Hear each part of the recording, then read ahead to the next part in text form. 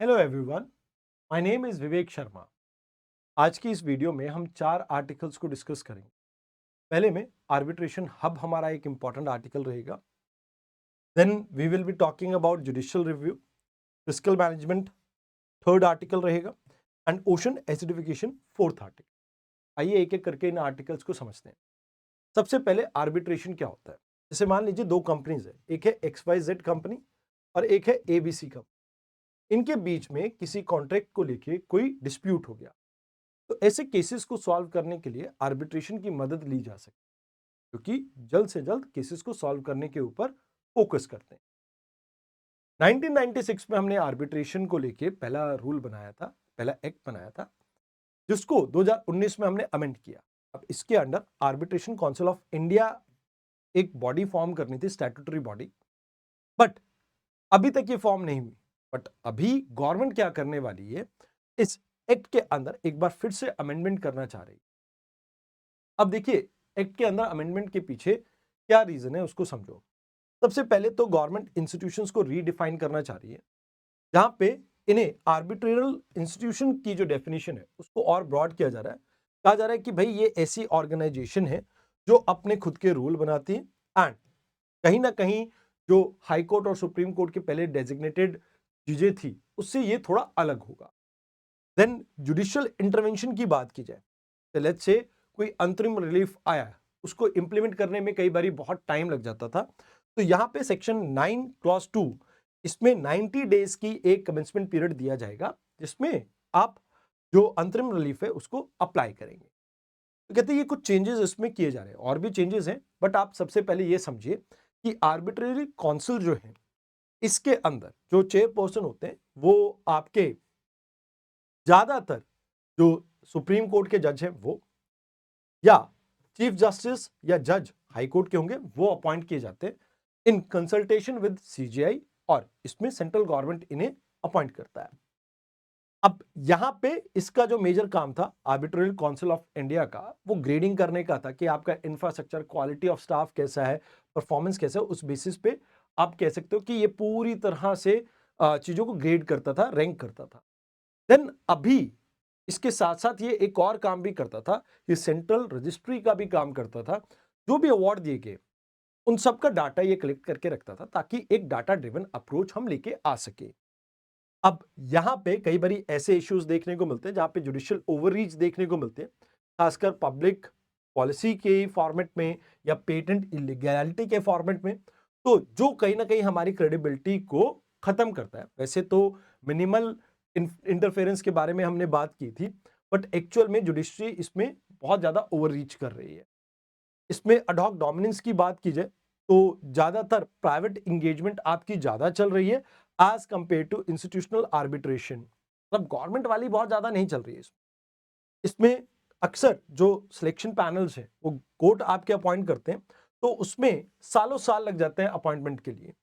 And other than that, enforcement में भी थोड़ी प्रॉब्लम रहती है, खासकर अगर जो फॉरेन अवार्ड्स हैं उनको लेके उसमें कुछ क्लैरिटी नहीं होती, इस वजह से इंप्लीमेंटेशन में कुछ पार्ट में आपकी प्रॉब्लम रहती है। तो कहते हैं कि भाई ये बिल क्लेरिफाई करेगा डेफिनेशन ऑफ कोर्ट, जो कि आपकी सीट ऑफ आर्बिट्रेशन को क्लियरली डिफाइन करेगा। यहाँ पे आर्बिट्रेशन काउंसिल जो है, इसको सिर्फ ग्रेडिंग का काम नहीं दिया जाएगा, इसमें ये मॉडल रूल्स को भी बनाएगा, जिससे आप ओवरऑल इनकी फंक्शनिंग को बेटर कर सकें। इसमें एपलेट आर्बिट्रल ट्रिब्यूनल्स के बारे में भी बात की जाएगी, ताकि ओवरऑल आपके जो डिस्प्यूट्स हैं हाई कोर्ट्स तक पहुंचने से पहले अच्छी तरह से स्क्रूटनाइज किए जा सके। वैसे इसमें इमरजेंसी आर्बिट्रेशन के भी प्रोविजंस को ऐड करने की बात की गई है। 2017 में यूपीएससी ने एक सवाल पूछा था आपसे, एंड 17 मेंस में भी आपको सेम कुछ इस तरह का सवाल देखने को मिला है। तो पीवाईक्यू है इनके ऊपर, तो उसी बेसिस पे ये मेंस का एक प्रैक्टिस क्वेश्चन है आपके लिए, प्लीज इसको अटेम्प्ट करें। Let's talk about the second article. हमारे formal chief justice of India DY Chandrachud ji अभी रिसेंटली एक पब्लिक मीटिंग के अंदर इन्होंने ये कहा कि भाई देखो, जो गवर्नेंस है सभी एस्पेक्ट का जुडिशियल रिव्यू हो सकता है, एंड कहीं ना कहीं ये जो नेशनल सिक्योरिटी है या जो स्टेट का control over social media increase हो रहा है, ये कहीं ना कहीं एक बड़ी प्रॉब्लम है। सबसे पहले जुडिशियल रिव्यू क्या होता है? मान लीजिए एक कानून बनाया गया, अब वो कानून कॉन्स्टिट्यूशन की नजर में ठीक है या गलत, इस चीज के इंटरप्रिटेशन को जुडिशियल रिव्यू कहा जाता है। मतलब ये जुडिशरी आपकी एग्जामिन करती है constitutional legality of any legislative enactment या एग्जीक्यूटिव ऑर्डर, चाहे सेंटर का हो या स्टेट का हो। आर्टिकल 13, 32 आपका लाइक 226, ये मेजर वो आर्टिकल्स हैं जिसके थ्रू कॉन्स्टिट्यूशन के अंदर आप ट्रेस कर सकते हैं judicial review, because judicial review word हमारे कॉन्स्टिट्यूशन में कहीं भी गिवन नहीं है। हाँ, यहां पे आपके कोई भी लॉ, ऑर्डर, ऑर्डिनेंस या फंडामेंटल राइट को कोई ब्रीच कर रहा हो, या एग्जीक्यूटिव जहां पे लेजिस्लेटिव अपनी कॉम्पिटेंसी के बियॉन्ड कोई लॉ बना देता है, तो उन चीजों को भी यहां पे क्या किया गया है, लाइक जुडिशियल रिव्यू के एम्बिट में डाला गया है। अब बात आती है कि भाई अभी इसका क्या फीचर्स आपको देखने को मिलते हैं और क्या प्रॉब्लम्स देखने को मिल रही हैं। तो कहते हैं नेशनल सिक्योरिटी के नाम पे गवर्नमेंट अक्सर जुडिशियल स्क्रूटनी से बचने की कोशिश करती है। मोर ओवर बेल्स के प्रिंसिपल की बात की जाए तो bail is rule, jail is exception. But हम आज की डेट में ये देख रहे हैं कि बेल्स बहुत ज्यादा डिले की जाती है, एंड जो हमेशा से जुडिशरी की एक अप्रोच रही है कि आप तब तक इनोसेंट है जब तक आप गिल्टी प्रूव ना किए जाएं बियॉन्ड एक रीजनेबल डाउट के, तो वो कहीं ना कहीं यहां पे आपको ठीक से इंप्लीमेंट होती हुई नहीं दिख रही है। फंडामेंटल राइट की बात की जाए तो आर्टिकल 13 ये कहता है कि भाई अगर कोई भी लॉ आपका इनकंसिस्टेंट है इसके साथ, फंडामेंटल राइट के साथ, तो वो कहीं ना कहीं आपका रूल बदलना होगा हमें। मोर ओवर यहां पे जुडिशियल रिव्यू बैलेंस क्रिएट करने की कोशिश करता है। देखो, स्टेट को नेशनल सिक्योरिटी के लिए भी बात करनी है, एंड लाइक आप कह सकते हो कि इंडिविजुअल को भी यहां पे ग्रो करने का एक मौका देना है। तो फ्रीडम ऑफ स्पीच होना चाहिए, but that freedom of speech should not be threat to the state itself, state in the sense India itself. तो यहां पे उसको आप ये कह सकते हो कि इंडिविजुअल की स्पीच एंड लिबर्टी को हम प्रोटेक्ट करना चाहते हैं, but on the same time हमारी ये भी रिस्पॉन्सिबिलिटी है कि हम नेशन को भी प्रोटेक्ट करें। सोशल मीडिया की बात की जाए तो यस, रेगुलेट करने की जरूरत है, बट इकलौती गवर्नमेंट इसे रेगुलेट करेगी तो ये एक प्रॉब्लम का सबब हो सकता है। तो कहा जाता है कि भाई देखो, जुडिशियल रिव्यू इंपॉर्टेंट है बिकॉज जो फंडामेंटल राइट है जैसे राइट टू लाइफ और स्पीडी ट्रायल, इसको इंश्योर करने के लिए काफी जरूरी है।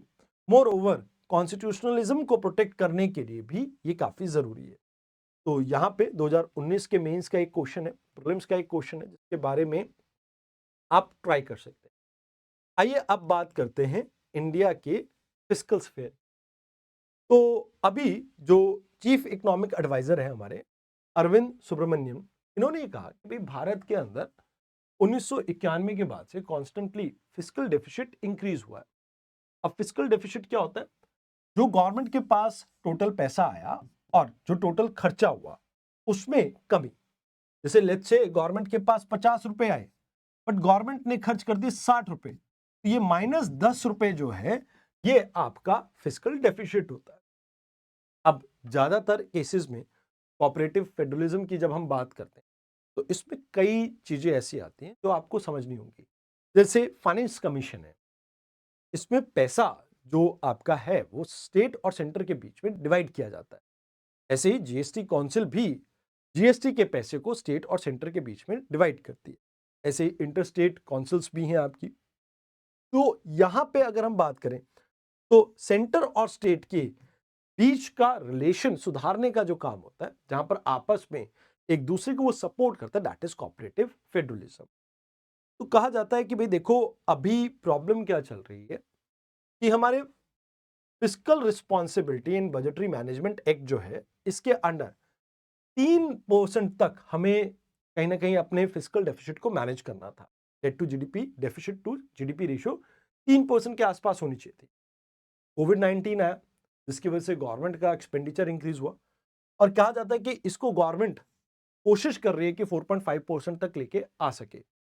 बट अगर स्टेट बोरोइंग की बात की जाए जो कि आर्टिकल 293 के अंडर होती है, तो इसमें अगर सेंटर से स्टेट्स ने पैसा ले रखा है तो उस केस में सेंटर से इन्हें परमिशन लेनी होती है, एंड किसी भी केस में ये 3% से ज्यादा अपनी लाइक जीडीपी का, स्टेट की जीडीपी का लोन नहीं ले सकते। मोर ओवर अभी अगर हम बात करें तो वेलफेयर एक्सपेंडिचर यानी रेवेन्यू एक्सपेंडिचर, फ्रीबीज जो बांटी जा रही है, रेवड़ी कल्चर, ये basically one of the major reason है जिसकी वजह से डेफिसिट इंक्रीज हो रहा है।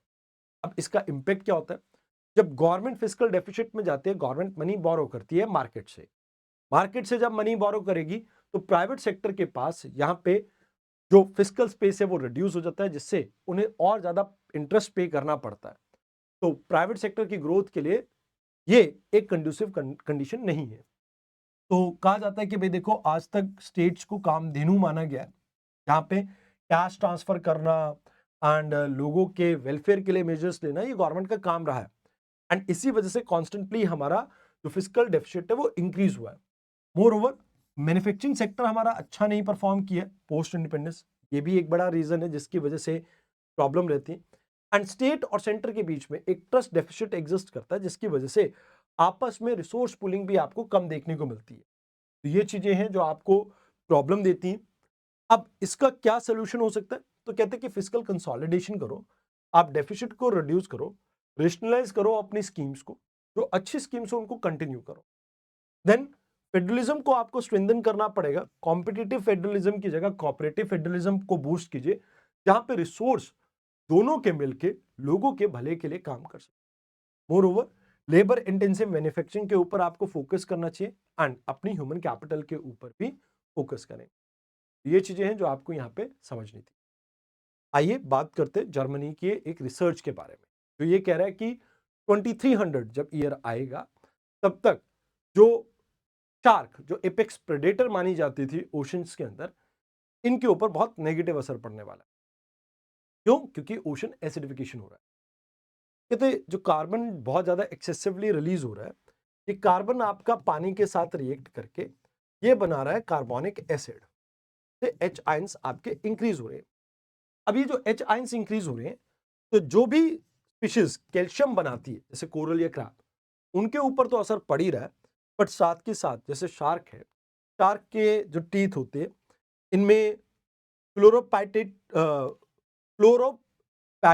आपका एक केमिकल होता है, जो कहीं ना कहीं इन केमिकल्स के साथ रिएक्ट कर रहा है, और इसकी वजह से इसके दांत जो है वो वीक होते जा रहे हैं। तो भविष्य में क्या होगा कि आपकी जो कार्बन अब्जॉर्प्शन की वजह से ocean acidification almost 10 time increase कर जाएगी, एंड इसके कारण इनके दांत इतने वीक हो जाएंगे कि ड्यूरिंग हंटिंग टाइम भी इनके दांत टूट सकते हैं, तो जिससे कहीं ना कहीं इनके लिए प्रॉब्लम रहेगी। एंड मोर ओवर, जो पूरा आपका इकोसिस्टम है, marine ecosystem, because apex predator अगर अपना काम नहीं कर पा रहा है, तो इससे ओवरऑल आपकी जो मरीन बायोडाइवर्सिटी है उसके ऊपर नेगेटिव असर पड़ेगा एंड ये कोलैप्स कर सकता है। अब बात करते हैं इकोलॉजिकल बैलेंस की। तो एपेक्स प्रेडेटर है तो भैया मरीन फूड वेब की हेल्थ के लिए काफी इंपॉर्टेंट है। अगर इसके दांत ना रहे, जो कि इसका प्राइम वेपन है, तो कहीं ना कहीं जो आपकी ट्रॉफिक है उसके ऊपर कास्केडिंग इम्पैक्ट पड़ेगा, प्रे की पॉपुलेशन इंक्रीज करेगी एंड इससे इकोसिस्टम और ज्यादा डिस्टेबलाइज हो जाएगा। मोरओवर, ओशन हेल्थ की बात करें तो कोरल रीफ आपके खत्म हो जाएंगे। कोरल रीफ खत्म हो गए तो फिशेस की स्पीशीज के ऊपर भी बहुत नेगेटिव असर पड़ेगा। दीज आर द थिंग्स जो आपको याद रखनी है। इसके ऊपर बेस्ड एक पीवाईक्यू ये रहा आपका, एंड एक्सरसाइज क्वेश्चन ये रहा। तो आज के डिस्कशन में इतना ही। धन्यवाद।